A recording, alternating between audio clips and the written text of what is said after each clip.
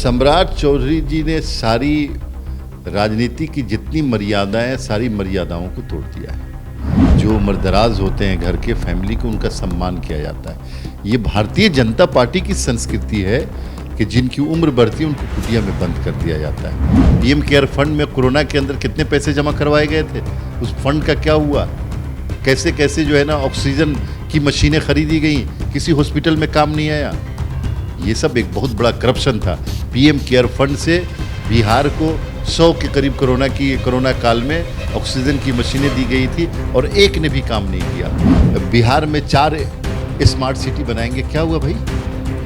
आप पटना को smart city बना रहे थे, मुजफ्फरपुर को बना रहे थे, भागलपुर को, क्या हुआ? बता दें अश्विनी चौबे जी कि आपने अपने मंत्रालय से बिहार को क्या दिया है? बता दें गिरिराज सिंह जी क्या किया उन्होंने?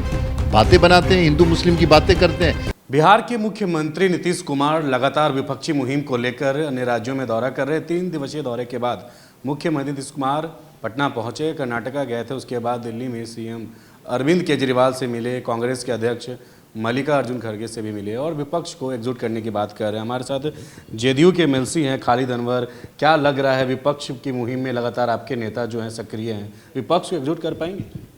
बिल्कुल, विपक्षी एकजुटता के लिए, एकता के लिए नीतीश कुमार जी ने पिछले 3 महीने पहले से प्रयास शुरू की थी।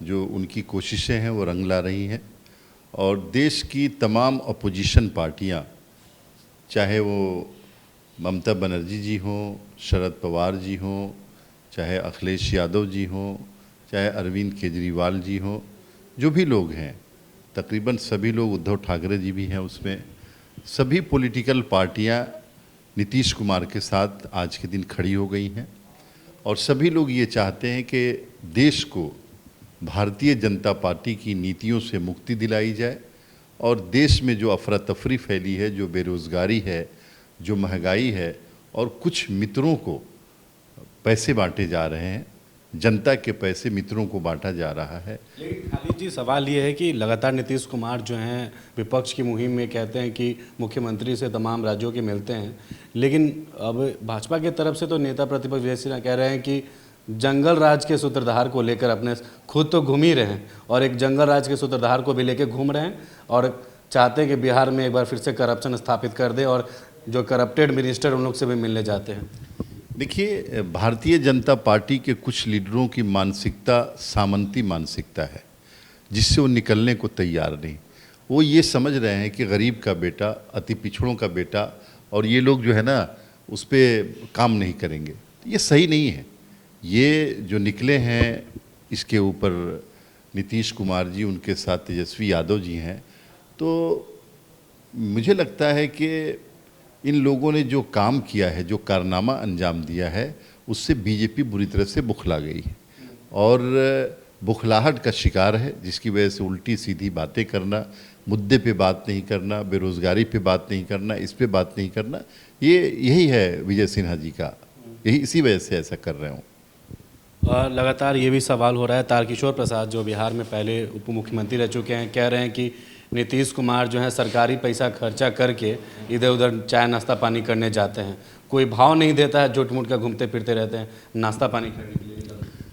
नहीं, नीतीश कुमार जी तो देश के लिए निकल रहे हैं, जनता के लिए निकल रहे हैं, लेकिन भारतीय जनता पार्टी के लीडर और इनके नेताओं ने जिस तरह से देश की संपत्ति का दुरुपयोग किया है, जिस तरह अपने मित्रों को बांटा है और जिस तरह से ज़ाती मकसद के लिए, पर्सनल मकसद के लिए सबको यूज़ किया है, उसकी मिसाल तो इससे पहले कभी मिलती ही नहीं थी।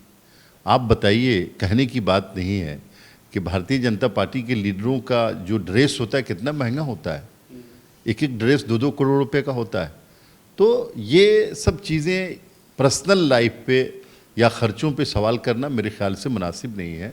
नीतीश कुमार जी जनता के लिए घूम रहे हैं और देश की जनता ये चाहती है कि नीतीश कुमार के नेतृत्व में विपक्षी एकजुटता हो, एकता हो और भारतीय जनता पार्टी की नीतियों से देश को मुक्ति दिलाई जाए। नौजवान चाहते हैं, किसान चाहते हैं, मजदूर चाहते हैं, गरीब चाहते हैं, सभी लोग चाहते हैं इसको। सम्राट चौधरी बार बार आपके मुख्य नेता को कहते हैं कि मेमोरी लॉस है, 18 साल में क्या किए क्या नहीं किए खुद नहीं पता रहता है। गजनी फिल्म वाला हालत हो गया नीतीश जी का। देखिए, सम्राट चौधरी जी ने सारी राजनीति की जितनी मर्यादाएं सारी मर्यादाओं को तोड़ दिया है। उनको अपने भाषा पे कंट्रोल नहीं, उनको संयम रखना चाहिए। राजनीति कीजिए लेकिन मर्यादा के साथ कीजिए। आप मेमोरी लॉस कहेंगे, आप कहेंगे कुछ कहेंगे, जो मन में आएगा बोल देंगे, ये तो ठीक नहीं है। आप नीतियों पे बात कीजिए ना, कि आपकी पार्टी की नीतियां क्या है, हमारी नीतियां क्या है।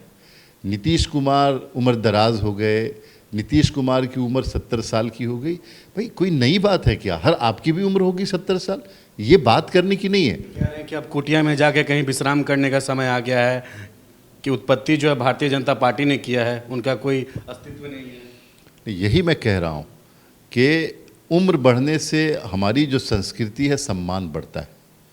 जो उम्रदराज होते हैं घर के, फैमिली को, उनका सम्मान किया जाता है।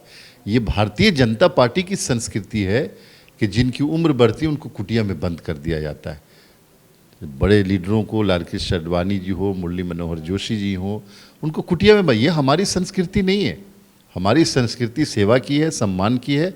और नीतीश कुमार जी तो अभी नौजवान हैं। नीतीश कुमार जी का दिमाग उनसे ज़्यादा तेज़ काम करता है। वो तो पता नहीं इस उम्र में ही इस तरह की बहकी बाकी बातें करते हैं, पता नहीं वहाँ तक पहुँचते पहुँचते उनका क्या हाल होने वाला होगा। नीतीश कुमार का दिमाग नौजवानों का दिमाग है, आँखें जो है ना नौजवानों की आँखें हैं, और उनके सोचने का अंदाज़ बिल्कुल नई नस्ल का, यूथ के सोचने का अंदाज़ है। आप सम्राट चौधरी जी इस तरह की बातें न करें। एक आखिरी सवाल है, पीएम केयर फंड की बात कर रहे हैं अश्विनी चौबे जो केंद्रीय मंत्री हैं, कह रहे हैं कि पीएम केयर फंड से बहुत सारे जो स्कीम है उसके तहत काम होता है। बिहार के मुख्यमंत्री ने तो कुछ किया ही नहीं, जो भी काम किया है उनके फंड के तहत से काम हुआ। नहीं, पीएम केयर फंड का ऑडिट तो करा लें जरा। जानते हैं पीएम केयर फंड क्या होता है?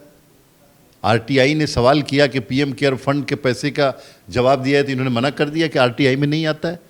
पीएम केयर फंड में कोरोना के अंदर कितने पैसे जमा करवाए गए थे, उस फंड का क्या हुआ, कैसे कैसे जो है ना ऑक्सीजन की मशीनें खरीदी गई, किसी हॉस्पिटल में काम नहीं आया। ये सब एक बहुत बड़ा करप्शन था। पीएम केयर फंड से बिहार को 100 के करीब कोरोना काल में ऑक्सीजन की मशीनें दी गई थी और एक ने भी काम नहीं किया। वेंटिलेटर दिया गया था, एक वेंटिलेटर ने काम नहीं किया। क्या फालतू की बातें करते हैं, मुंह खुलवाते हैं। करप्शन की फैक्ट्री बन गई है भारतीय जनता पार्टी, जो जनता के पैसों को लूट रही है और जनता को जो है ना बेवकूफ़ समझ रही है। अश्विनी चौबे कह रहे थे कि हम तो चाहते हैं बिहार के लिए मर मिटे, लेकिन मुख्यमंत्री का तो दिमाग ही भ्रष्ट हो गया है। आप पूछ लीजिए ना, आपने अनाउंस किया था कि बिहार में 4 स्मार्ट सिटी बनाएंगे, क्या हुआ भाई? आप पटना को स्मार्ट सिटी बना रहे थे, मुजफ्फरपुर को बना रहे थे, भागलपुर को, क्या हुआ? कहाँ गए पैसे आपके? आप गंगा की सफाई के लिए गंगा में कॉरिडोर बना रहे थे, क्या हुआ उसका? आपने बिहार को कौन सी फैक्ट्री दे दी? आपने बिहार को स्पेशल पैकेज क्यों नहीं दिया? आपने बिहार की तरक्की के लिए क्या किया? बिहार के लोगों ने आपको वोट दिया, आपकी सत्ता को बनाया, क्या किया है आपने बिहार के लिए? एक बात तो बता दीजिए। जो सड़कें पास हुई पड़ी हैं आज से 10 बरस हो गए, आप फंड रिलीज करने को तैयार नहीं है। जो रेलवे ट्रैक लालू जी के ज़माने का पास हुआ पड़ा है, उसमें 1 रुपया देने को तैयार नहीं है। कोई एनएच हाईवेज का काम रुका पड़ा है, 1 रुपया बिहार के साथ ऐसा सौतेला सलूक कर रहे हैं और बिहार से जीत करके गए। बता दें अश्विनी चौबे जी कि आपने अपने मंत्रालय से बिहार को क्या दिया है। बता दें गिरिराज सिंह जी क्या किया उन्होंने। बातें बनाते हैं, हिंदू मुस्लिम की बातें करते हैं। बिहार के लोग एक एक चीज़ का हिसाब लेंगे। आपने बिहार के लड़कों को जो सेना में भर्ती के नाम पर जो पिटाई की थी, जो बेइज्जत किया था, जो किसानों को आपने बेइज्जत किया, जो आपने कोरोना के अंदर लोगों को बेइज्जत किया, सबका हिसाब आपसे बिहार के लोग लेंगे। ठीक है, बस अब लास्ट है सवाल रहेगा, विपक्ष को एकजुट करने के लिए बार बार नीतीश कुमार काम कर रहे हैं। कांग्रेस एक तरफ बड़ी पार्टी है और कांग्रेस का ये भी बयान सामने आया है कि कांग्रेस जो है वो खुद के लिए चुनाव लड़ेगी। वो ये भी कांग्रेस कहना है कि कांग्रेस अगर नहीं चाहेगी तो फिर विपक्ष जो है एकजुट नहीं हो पाएगा, क्योंकि आप लोग के तो घटक दल में कांग्रेस है। अब कांग्रेस कह रही है कि नहीं, देखिए कांग्रेस से कुछ नहीं हो। नहीं, नीतीश कुमार जी ने कहा, आपको याद होगा नीतीश कुमार जी ने कहा कि अगर देश में विपक्षी एकता करनी है, अपोजिशन को मजबूत करना है, तो माइनस कांग्रेस कुछ नहीं हो सकता। कांग्रेस नीतीश कुमार को अपना नेतृत्व देने के लिए कह रही है, कांग्रेस नीतीश कुमार जी से बातचीत कर रही है। हम लोग कांग्रेस के साथ मिलजुल करके ही काम करेंगे और जो पार्टियां, जो ऐसी पार्टियां जो चाहती है कांग्रेस के, फिर इलेक्शन के बाद तय होगा कि कौन होगा, लेकिन एक कलेक्टिव लीडरशिप के अंदर काम होगा, इलेक्शन लड़ा जाएगा। कांग्रेस बड़ी पार्टी है, बहुत सारे स्टेट में लड़ेगी, जो रीजनल पार्टियां अपने स्टेट में लड़ेगी। फिर इलेक्शन के बाद ये तय हो जाएगा कि इस अपोजिशन की लीडरशिप किन के हाथों में दी जाती है। तो ये हमारे साथ बातचीत कर रहे थे जेडीयू के एमएलसी खालिद अनवर, जिन्होंने तमाम सवालों का जवाब दिया। और जिस तरीके से पीएम केयर फंड की अब बात सामने आ रही है और विपक्ष को एकजुट करने पीएम केयर फंड के तहत बिहार में, अगर इन्होंने साफ तौर पे कहा कि जो वायदे किए गए थे कुछ भी जो है काम धरातल पे नहीं हुआ, वहीं विपक्ष को एकजुट करने में बिहार के मुख्यमंत्री जो हैं काफ़ी सक्रिय हैं और ये दावा कर रहे हैं कि विपक्ष जो है एकजुट होकर रहेगा। इस खबर में फिलहाल इतना ही। सहयोगी शशि के साथ मैं अविनाश, एक न्यूज़ 24 पटना।